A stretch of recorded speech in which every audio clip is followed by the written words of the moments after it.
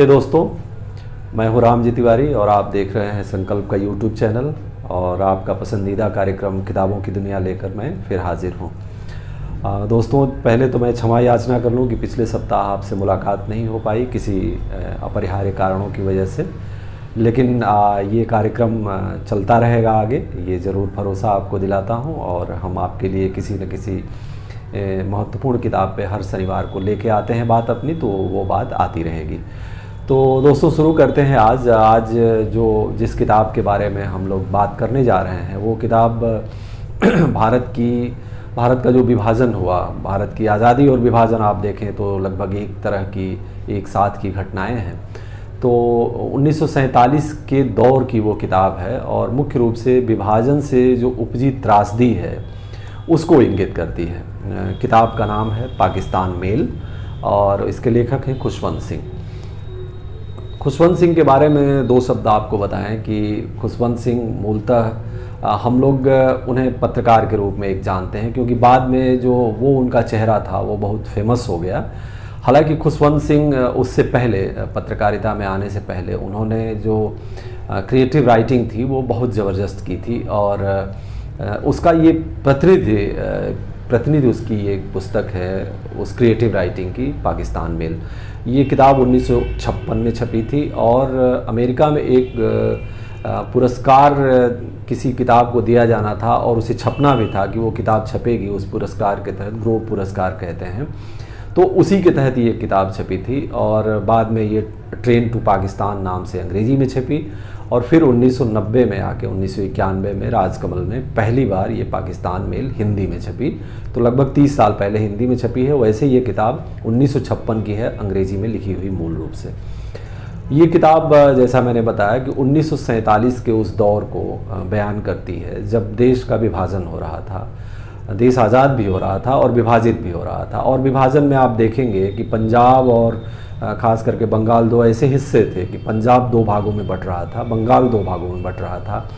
और देश की एक बहुत बड़ी आबादी जो इस भारत से उधर की तरफ जा रही थी, पाकिस्तान की तरफ जा रही थी और वहाँ से, पाकिस्तान से भारत में आ रही थी। वो बंगाल में भी हो रहा था, वो पंजाब में भी हो रहा था। और इस प्रोसेस में आप देखेंगे कि जो लोग दसियों साल से, बल्कि सैकड़ों साल से एक जगह पे रह रहे थे, जब वो उखड़ रहे थे अपनी जड़ों से, तो वो जो जड़ों से कटने का जो गुस्सा है, जो क्षोभ है, जो दुख है, जो सारी चीज़ें हैं, एक तरह से जो त्रासदी है, वो सब घटित हो रही थी। और उसमें सबसे बड़ी जो भूमिका हुई फिर वो दंगों की हुई। सांप्रदायिक वैमनस्य बहुत जोरों पे था और जिसे लगता था कि पूरा जो समाज है वो पागल हो गया है और कोई उसे रोकने वाला नहीं है। कहते हैं कि कई लाख लोग मारे गए थे उस त्रासदी में।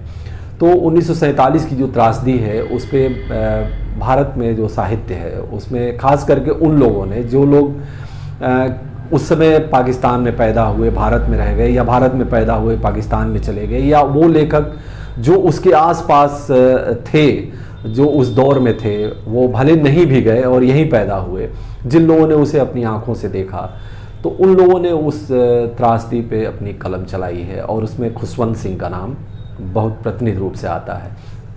उन्होंने बहुत सारी और किताबें लिखी। दिल्ली का इतिहास उन्होंने लिखा, सिखों का इतिहास उन्होंने लिखा। उनकी और सारी किताबें जो उन्हें हम लोग जानते हैं कि औरतों से उनका सानिध्य बहुत गहरा रहता था और उस पर लेके उनकी आत्मकथा भी बहुत फेमस है। और बहुत सारी किताबें उन्होंने लिखी, लेकिन जो प्रतिनिधि किताब खुशवंत सिंह को मैं चाहूँगा कि आप खुशवंत सिंह को उसके लिए जानें, वो पाकिस्तान मेल है। ट्रेन टू पाकिस्तान जो अंग्रेज़ी में उन्होंने लिखी, हिंदी में उसका अनुवाद पाकिस्तान मेल से हुआ।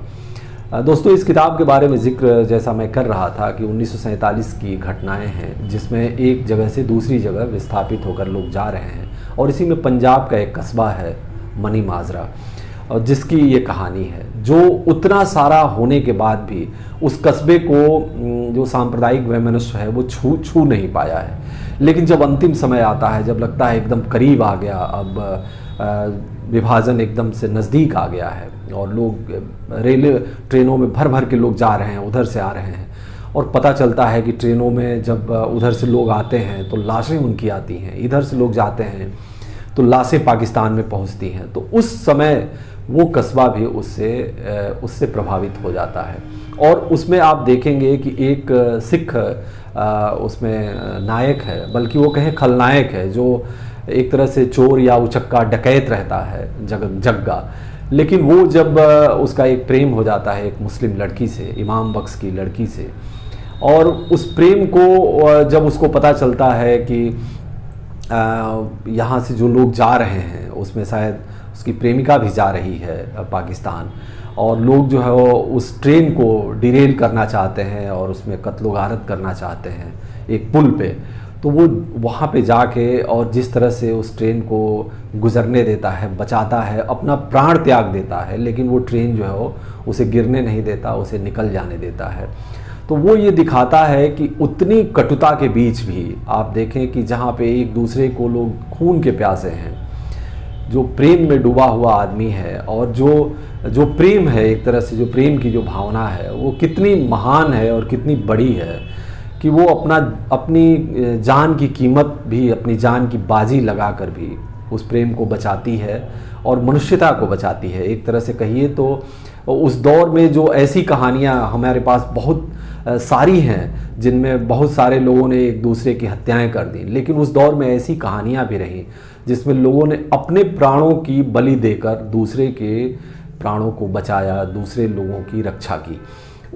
उस चीज़ का ये प्रतिनिधि उपन्यास है। और जो पूरा दौर है उस 1947 का आप देखेंगे तो उसका भी है, जिसमें एक गांव, जिसमें एक कस्बा, जिसमें आसपास का जो समुदाय है, जिसमें एक हिंदू, मुसलमान, सिख, और जो पूरा माहौल है वो सब कुछ परिलक्षित होता है।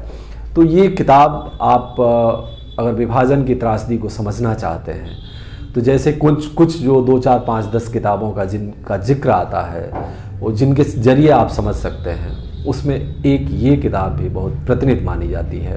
और खुशवंत सिंह ने इस किताब में, मैं कहूँगा कि उनके जीवन की ये श्रेष्ठ किताब है। अगर आप की रुचि हो उपन्यासों में और विभाजन की त्रासदी को अगर आप साहित्य की तरफ, साहित्य की निगाह से देखना चाहते हो, तो इस किताब को आप ज़रूर पढ़िए। जो लोग शुरू करना चाहते हैं उनके लिए भी, जो लोग पहले से पढ़ चुके हैं एक बार दोहराने के लिए भी। अंग्रेज़ी में चाहें तो अ ट्रेन टू पाकिस्तान, मूलतः यह किताब अंग्रेज़ी में लिखी गई है, पर हिंदी में भी इसका अनुवाद बहुत अच्छा है, राजकमल से छपी है। और लगभग 60 साल हो गए, 65 साल हो गए इस किताब के आए हुए, लाखों प्रतियाँ इसकी बिकी हैं, और आज भी इसे बहुत प्रतिनिधि रूप से याद किया जाता है। जो विभाजन पे कुछ महत्वपूर्ण उपन्यासों का जिक्र आता है उसमें पाकिस्तान मेल का भी जिक्र आता है। तो ये किताब ये भरोसा दिलाती है दुनिया में कि जो जीवन है, कितना भी विपरीत परिस्थितियों में रहा हो, उसमें से कोई न कोई एक बेहतर राह, एक अच्छी राह, एक ऐसी राह जो भविष्य को भी रास्ता दिखा सके, वो ज़रूर निकलती है।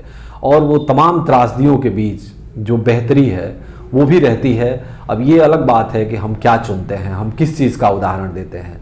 तो उतने खराब माहौल में भी एक जो मानवीय करुणा, जो मानवीय संवेदना है, उसका ये प्रतिनिधि उपन्यास है, और इस नाते इस किताब को ज़रूर पढ़ना चाहिए। तो दोस्तों, इस हफ्ते ये इस किताब का आपके सामने मैं लेके आया, पाकिस्तान मेल। अगले हफ्ते हम किसी और किताब पे आपसे बात करेंगे, और तब तक अपनी प्रतिक्रियाओं से आप हमें अवगत कराते रहिएगा। नमस्कार।